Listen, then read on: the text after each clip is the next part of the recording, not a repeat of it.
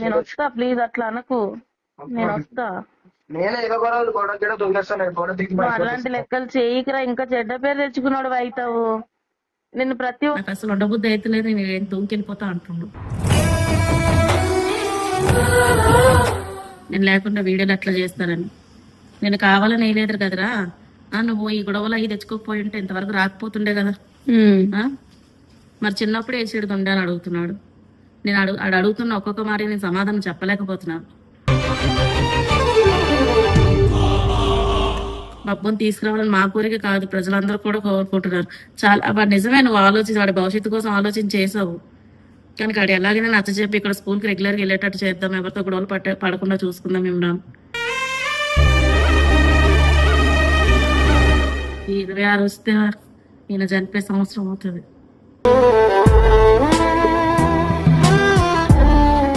నాకు ఇంట్లో తప్పితే మీరు బయట ఎందుకు కట్టబెట్టేసారు? నాకేం ఎవరు లేరా, లేకపోతే నన్ను అనాథలేను. బబ్బు ఏం అట్లా మాట్లాడకురా, నా హెల్త్ బాగుంటుందో చెప్పు. ముందే వేసేది ఉండే మరి, నన్ను ఇప్పుడు ఎందుకు వేసారు? ముందు నుంచి చిన్నప్పటి నుంచి వేసేది ఉండే. అంత చదువు అంటారు మరి, చిన్నప్పుడు గుర్తురాదు కదా చదువు, చిన్నప్పుడు వేసేది ఉండే మరి నన్ను.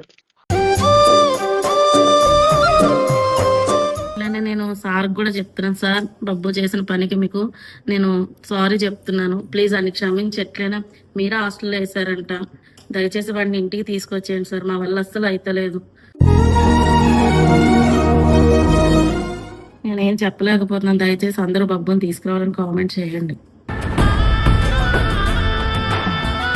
బబ్బు హాస్టల్ నుండి వాళ్ళ మమ్మీకి చాలా ఎమోషనల్ గా ఫోన్ చేసి అక్కడ తను పడుతున్న ఇబ్బందులని చెప్పుకొని బాధపడ్డాడు. తనకు అక్కడ అస్సలు ఉండబుద్ధి కావట్లేదని, ఒకవేళ తనని ఇంటికి తీసుకెళ్లకపోతే గోడ దూకి అయినా సరే పారిపోతానని గట్టిగా చెప్పాడు. నన్ను చిన్నప్పుడే హాస్టల్లో వేయకుండా ఇప్పుడు ఎందుకు వేశారు? నేను లేకపోతే మీరు వీడియోలు ఎలా చేస్తున్నారు? నన్ను అనాథల బయట పడేశారా అని తన తల్లిని ఎంతో ఆవేదనతో నిలదీశాడు. దానికి వాళ్ళ మమ్మీ కూడా కన్నీళ్లు పెట్టుకుంటూ, నువ్వు లేకపోతే ఇల్లు మొత్తం ఖాళీగా ఉందిరా, మగదిక్కు లేని ఇంట్లో రాత్రిపూట మేము ముగ్గురం భయపడుతూ నిద్ర లేకుండా గడుపుతున్నాం, నీ భవిష్యత్తు కోసమే ఇమ్రాన్ అన్న నిన్ను అక్కడ వేశాడు అని నచ్చజెప్పే ప్రయత్నం చేసింది. అక్కడ పొద్దున్నే 5 గంటలకి లేపి చదివిస్తున్నారని, యోగా అని, క్రమశిక్షణ అని తన వల్ల కావట్లేదని బబ్బు మొండికేశాడు. తన తండ్రి సంవత్సరీకం 26వ తేదీలోపు ఎలాగైనా తనని ఇంటికి తీసుకెళ్లాలని, లేదంటే తను ఏదైనా చేసుకుంటానని అనడంతో వాళ్ళ మమ్మీ మరింత కంగారు పడింది. అలా బబ్బు బెదిరించాక బబ్బు వాళ్ళ మమ్మీ ఎంత టెన్షన్ పడిందో, బబ్బుకి ఎలా సమాధానం చెప్పిందో, ఈ విషయం ఇమ్రాన్ నాకు చెప్పిందా లేదా, ఇవన్నీ తెలుసుకోవాలంటే పూర్తి వీడియో బబ్బు ఫ్యామిలీ ఛానల్లో ఉంది, చూడండి.